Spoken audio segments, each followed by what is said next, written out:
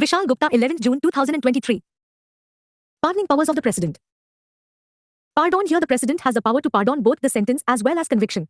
The person is completely absolved from all sentences, punishments, and disqualifications. Commutation. Here the President substitutes one form of the sentence with a lighter sentence. For example, the death sentence can be commuted to life imprisonment. Rigorous imprisonment can be converted to simple imprisonment. Remission. It means reducing the period of a sentence without changing the character of the sentence. For example, imprisonment of 14 years can be converted to 10 years. Respite. It means awarding a lesser sentence in place of the original sentence due to special circumstances like old age, physical disabilities, pregnant women, and so on. Reprieve. It means giving a stay on a sentence for a temporary period of time so that the convict can seek either pardon or commutation from the President. Pardoning powers. President vs. Governor. President of India has more power than the Governor of a state. The President can pardon sentences awarded by the military court also while the Governor cannot. The President can pardon a death sentence while the Governor cannot, but the Governor can suspend, remit, or commute a death sentence. The exercise of the power by the President is not subject to judicial review except when the presidential decision is arbitrary, irrational, malified, and discriminatory. Vice President. Elections. Electoral college consists of both elected and nominated members of Parliament. It does not include members of state legislative assemblies. Qualifications.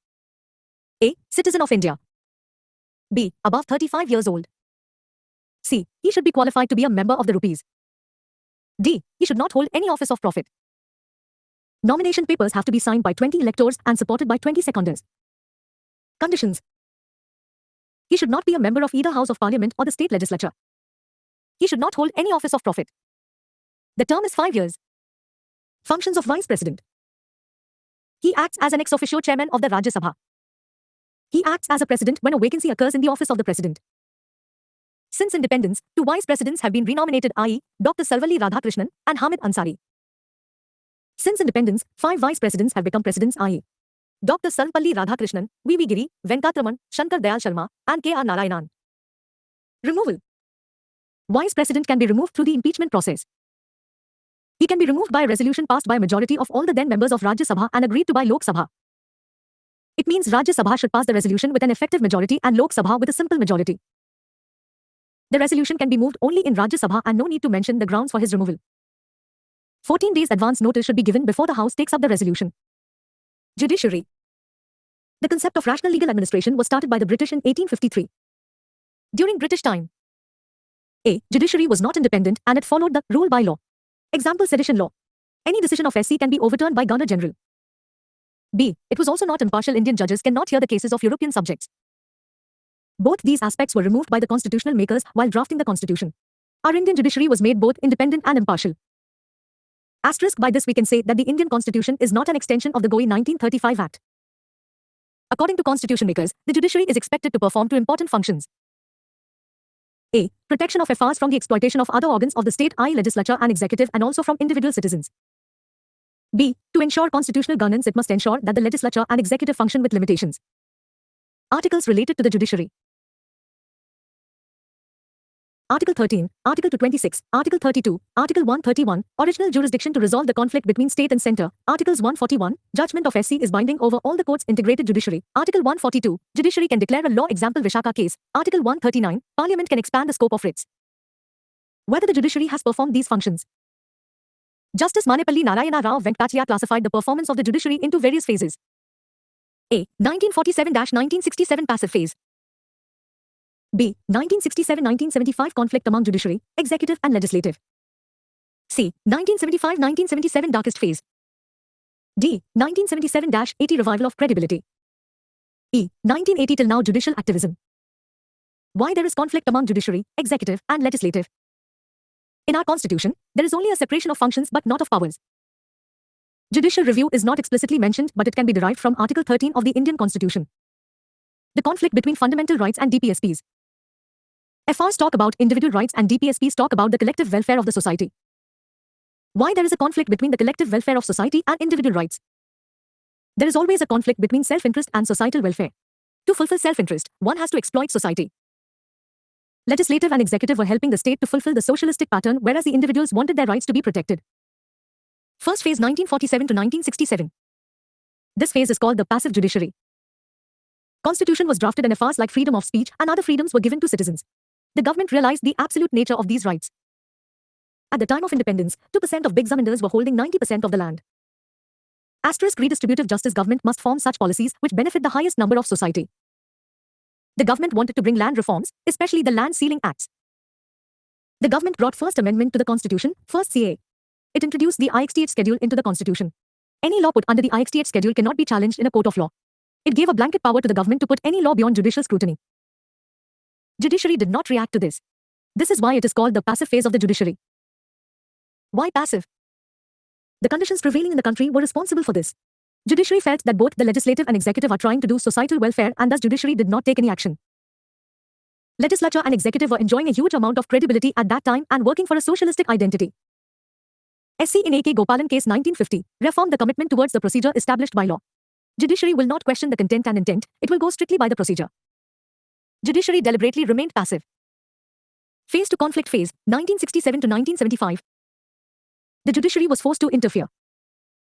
The government adopted a socialistic pattern of society, but it was not successful, such as land ceiling laws, etc. The policies of the government led to a severe food crisis.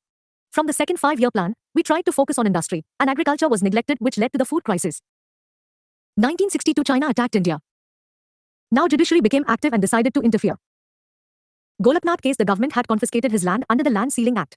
SC ruled that when there is a conflict between the FRs and DPSPs, then FRs will be given priority and importance. In 1967, Indira Gandhi became PM. This time was facing political instability. Indira Gandhi wanted to come out from the shadow of the syndicate. Thus she formed Congress, R, and came up with the abolition of privy purses and the nationalization of private banks. Both decisions were challenged in the SC, and SC struck down both these decisions. 1971, Indira Gandhi opted for elections and demanded the absolute majority so that she can implement the socialistic schemes. 24th and 35th CA was enacted and Article 368 was amended. Article 368 talks about the procedure to amend the Constitution. She changed the title to Power to Amend the Constitution. She also stated that Parliament has the sovereign power to amend any power of the Constitution, including FRs, and this amendment to the Constitution will not be called as law under Article 13. She also kept these laws in the IXTH schedule. Judiciary reacted in the Keshwanand Bharti case in 1973. SC came out with a landmark judgment constituting 13 members. They gave the judgment with a 7-6 majority. SC has recognized the sovereign power of Parliament to amend any part of the Constitution, including the FR. At the same time, it stated that Parliament cannot amend the basic structure of the Constitution. SC said that the basic structure will be defined from time to time and case to a case basis. Basic structure is equal to independent judiciary, rule of law, parliamentary democracy, judicial review, etc. It ensured a balance of power. The organs of the government, i.e. legislative and executive, are supreme in their function but not sovereign. Parliament is supreme but not sovereign. SC stated that if the Constitutional Amendment Act violates the basic structure of the Constitution, then the Constitutional Amendment Act can be held unconstitutional. Indira Gandhi faced a serious crisis in 1973 as the Arab-Israel war started, which led to an inflationary situation. In 1975, Allahabad HC came out with a sensation judgment which was disqualified under RP in 1951. SC gave a conditional stay on this disqualification. Phase 3 darkest phase, 1975 to 1977. Judiciary failed to perform the two important functions protecting the FRs and constitutional governance. The government came out with MISA. 1976 SC came out with the ADM Jabalpur case. The government argued that under MISA, the government can arrest and detain them for any amount of time. SC accepted the argument of the government and agreed to go by the procedure established by law. The Attorney General of India argued that the right to life is not an absolute right. 42nd CA 1976 introduced Article 31C, which argued that FRs are not sacrosanct and it can be violated in the name of DPSPs. 42nd CA 1976 removed the authority of the Supreme Court to adjudicate petitions regarding elections of Prime Minister, President, Vice President, and Speaker of Lok Sabha. Phase 4, 1977 to 1980, Revival Phase. Mahenka Gandhi case 1978. SC expanded the concept of the basic structure. It expanded the scope of the right to life. SC introduced the concept of due process of law. Any legislative and executive actions, if violative of the due process of law, then it would be held unconstitutional. The due process of law is based on the principles of natural justice. The principle of natural justice is based on the fair and just application of the law. Minerva Mills case 1980. Article 368 gives limited power to the Parliament to amend the Constitution, and this limited power cannot be used by Parliament to acquire unlimited power to amend the Constitution. Article 31C was struck down by the SC as it was violating the basic structure of the Constitution. In this case, SC said that the independence of the judiciary and judicial review is the basic structure of the Constitution. Phase B judicial activism, 1980 onwards. Concept of PIL, judicial activism, etc. Question: do you think presidential activism is necessary to prevent the dictatorship of the Prime Minister? Comment: 15 marks 250 words. The topic for the next class: judicial activism and continuation of judiciary.